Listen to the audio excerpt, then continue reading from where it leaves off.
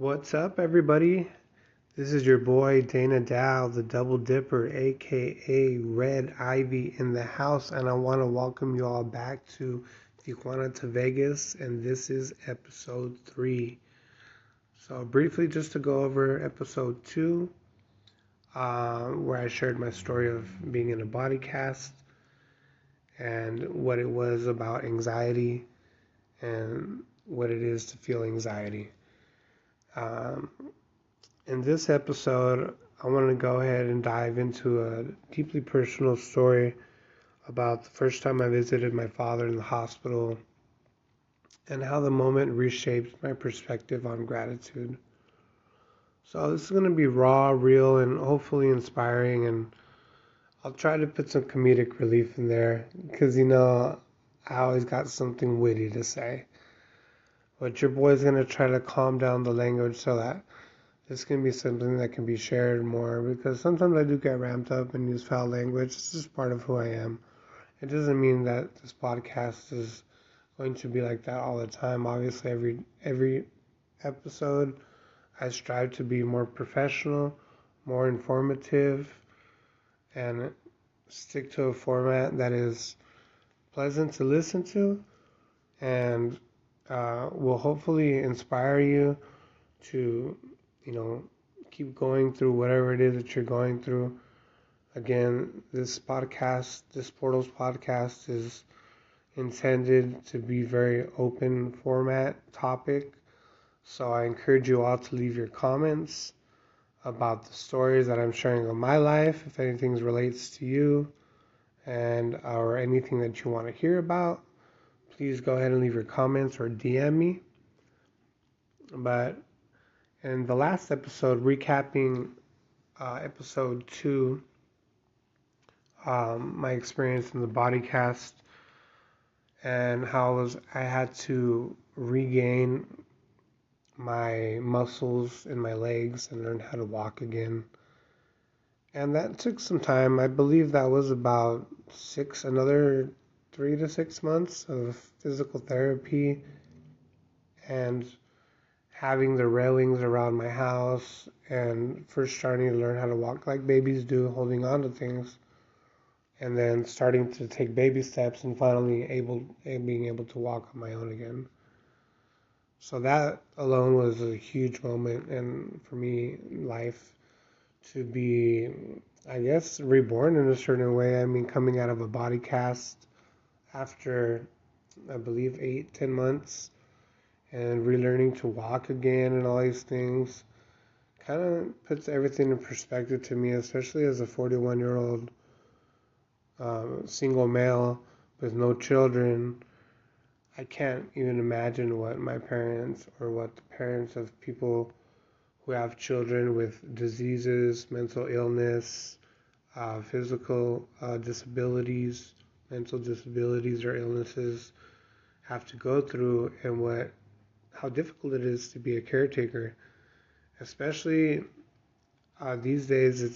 It's even more difficult because there's just less amount of people that want to do that type of job. That's more of a nonprofit type of thing. And I was talking in the last episode about how I've done a lot of nonprofit work in my life, and I expect to do more, but it's definitely not easy.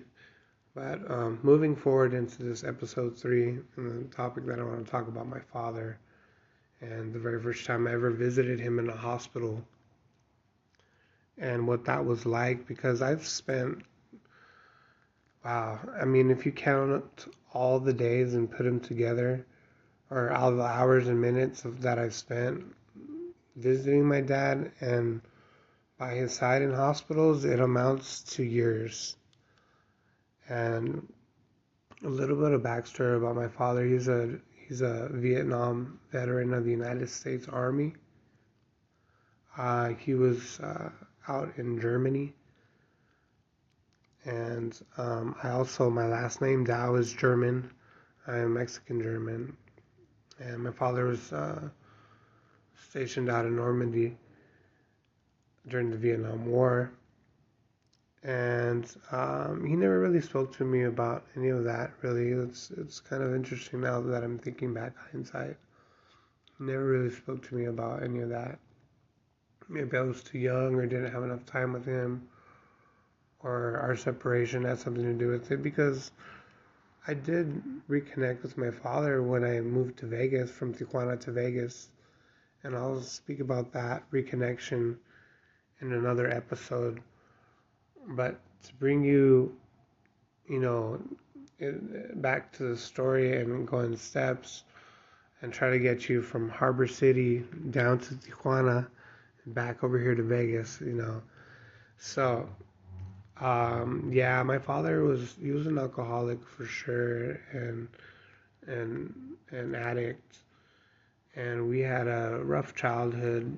I don't want to get into too many details because it's something from our past where it's really irrelevant at this moment. But anybody who's lived through hard childhoods with any kind of traumatic experiences involving abuse and misconduct or whatnot, mistreatment, it definitely happened. And I think back in the day it was different. Now parents absolutely cannot touch their children or hit their children in any way. And back in the day, I think it was, and this goes for listeners that are above the age of 40, especially, we used to get educated by being, slapped in the ass, a little bit and put in a timeout. In a way that was a little bit more rough today. Now everything is a little bit more sensitive, which is okay. But as an old school, Catholic traditional family, it's very hardcore, growing up in those circumstances. But yeah, so I was, I've been, well, I've had to deal with my father's alcoholism in the past in several different ways at different ages. But in regards to this age time period, when I had gotten out of my body cast, I had shared in the last episode that my father was hit by a semi truck. So after I had learned how to walk and everything, my dad was still in the hospital because I still wasn't out of the body cast when that happened. And I remember everybody was screaming and crying, and the neighbors are outside, and the police and the sirens and the fire trucks and all these things that I could hear, but I couldn't see what was happening because I was in the body cast. I couldn't leave my home. And I was left alone because I was only there with my mom at the time, and she needed to run across the street and see what was happening. What had happened is that my father was coming back from the bar across the street that he used to frequent every day and spend all of his check.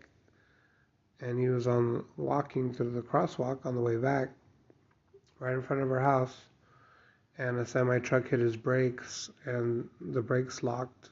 The truck skid and hit my dad in the middle of the crosswalk and sent him flying, they said, a whole other block. And apparently he broke most of his ribs. I think they said 12. I don't even know how many we have. But yeah, he got pretty messed up out of that.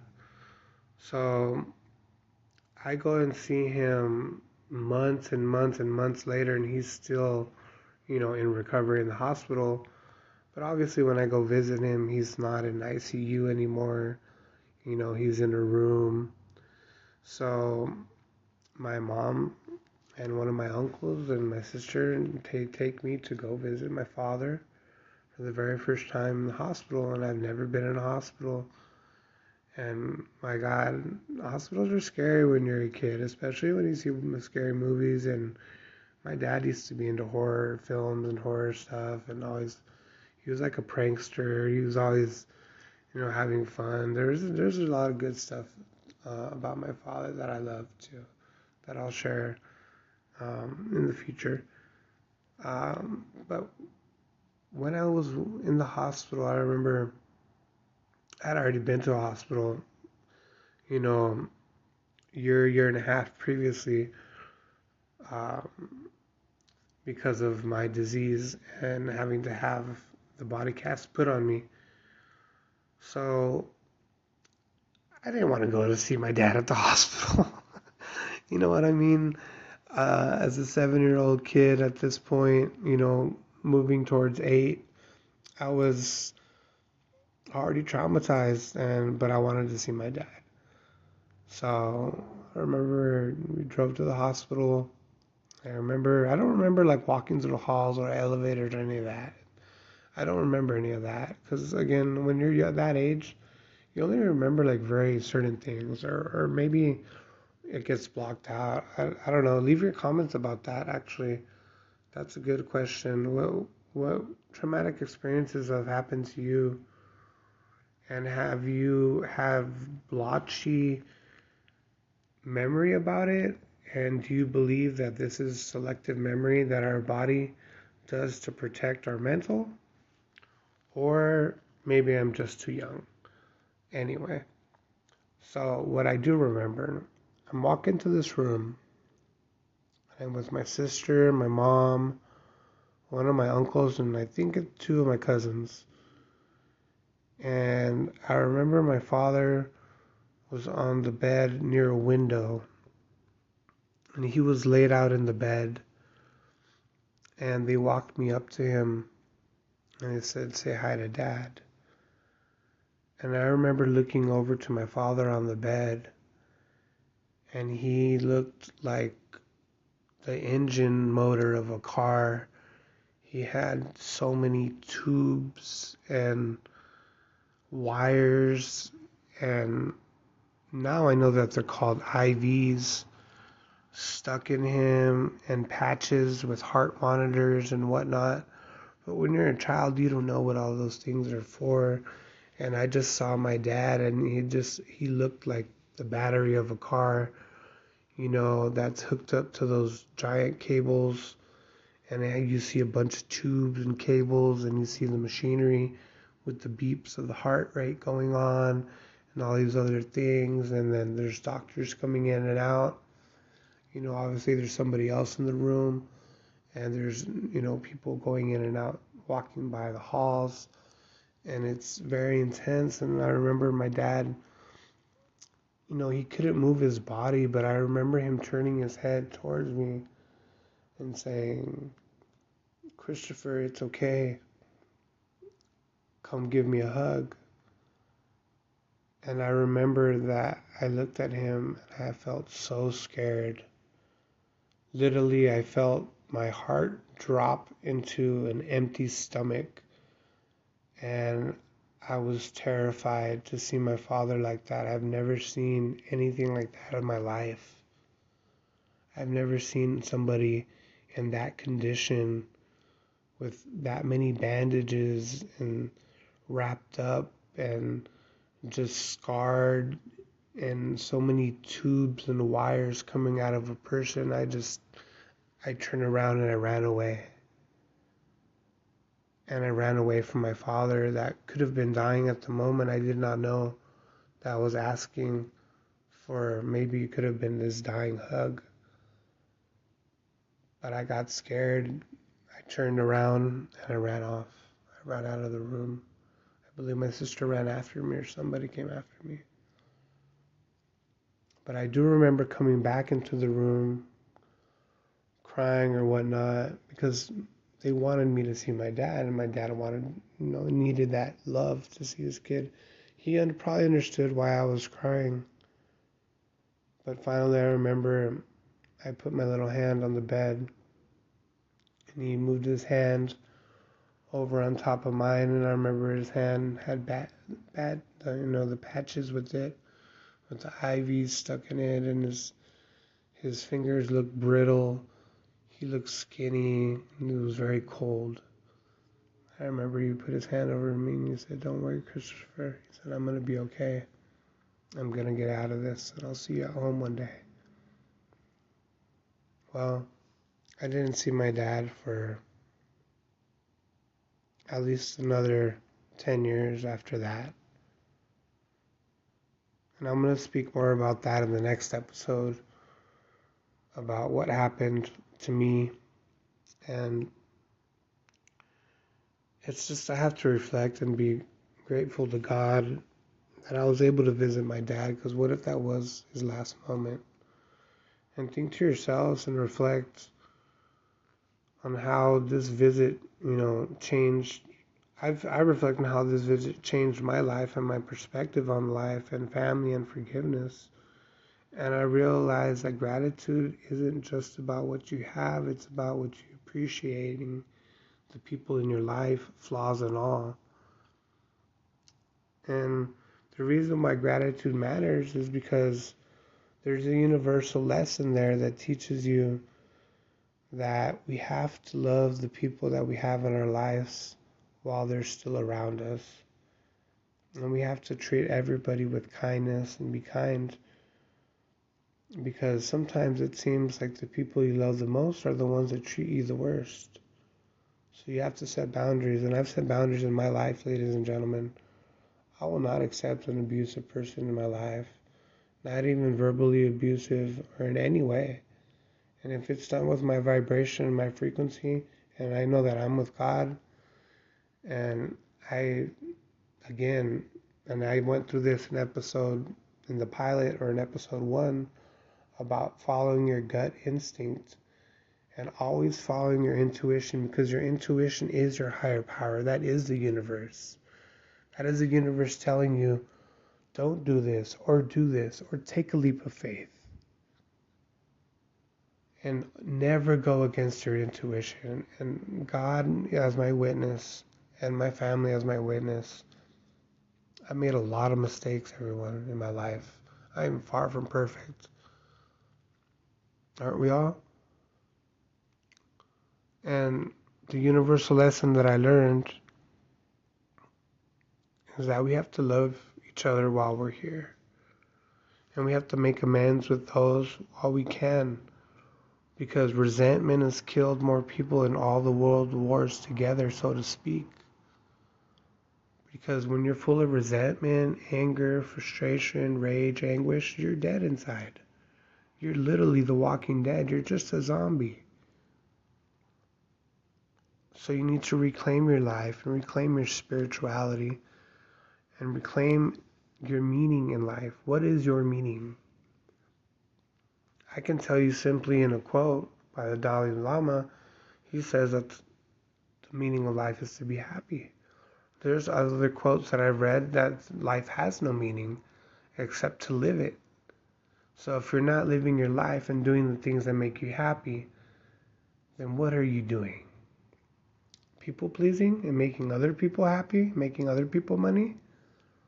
We live in, coming to 2025, in a world where there's no longer a reason for modern day slavery and be tied down to debt and credit and these 9-to-5 jobs. Everybody has the opportunity to be themselves, create your own business, create your own meaning of life, your own branch of family, and do your best part to break the cycle of whatever was done before us. Now, I truly believe that that is a universe and that there are signs. And gratitude turns what we have into enough. Let me say that one more time. Gratitude turns what we have into enough. And by staying in the state of gratitude, ladies and gentlemen, we're able to appreciate all the little things that we have. Everything from a roof over our head to the heat that warms us, or the AC that cools us, or the water that we are, and the food we get to eat, and the air we get to breathe. And for those of us, the voice we get to share, the images we get to share, the messages we get to share.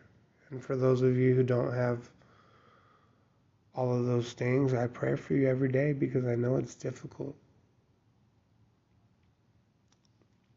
And I just wanted to do a little final reflection that visiting my father was one of the hardest and most healing experiences in my life, because I got to see my father in a different light.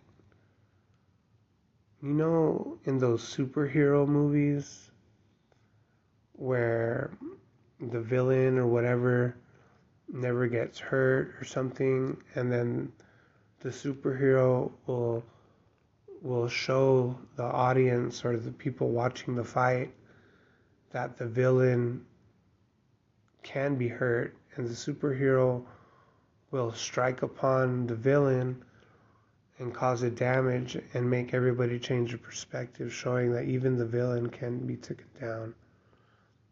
And in the quote of Steve Jobs, just to keep it even more expandable and still tangible, is that everything that you see around you, ladies and gentlemen, I don't know if you're listening to this in the car that you're driving, or if you're at home, the phone that you're listening to on, or the headphones you're listening to on, or the YouTube page that you're watching, the speakers that's coming through, were all made by another human exactly just like you and me. That's a quote from Steve Jobs, the creator of Apple,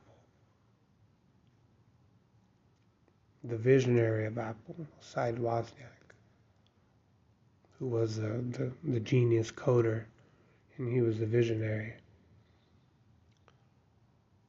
But I would like to encourage you all to please reflect upon your relationships with your parents, with your mother, father, if they're still around, and try to get to a good place. Because if you're not in a good place, you're never going to be happy. And that's just the truth, guys. There's no way through it but through it. And the fastest way through it is to go through it. Make those amends, make your reparations, call those people up you haven't talked to in a long time that have been on your mind, and check them off your list. Maybe you need to make a list. That's something I could recommend. So number one, another tip that I can give for people with mental health, illnesses, diseases, or abilities.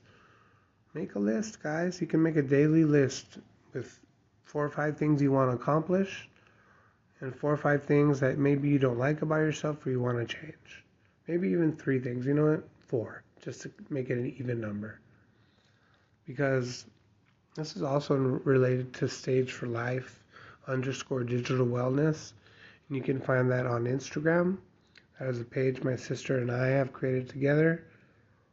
And it is to encourage people with stage 4 breast cancer to live a new life. And you can visit my sister's story there. And please hit that subscribe, follow us, and we'll always be dropping the freshest and newest information that we have regarding those subjects on that page. Or you can just visit this page here for the podcast, and I'll also always have that tied in with all of my socials in the description. Now, here's a question for you all. Have you ever had a moment that changed your perspective on gratitude? Now, let me know in the comments or DM me, alright? I'm really interested to see what you had to say.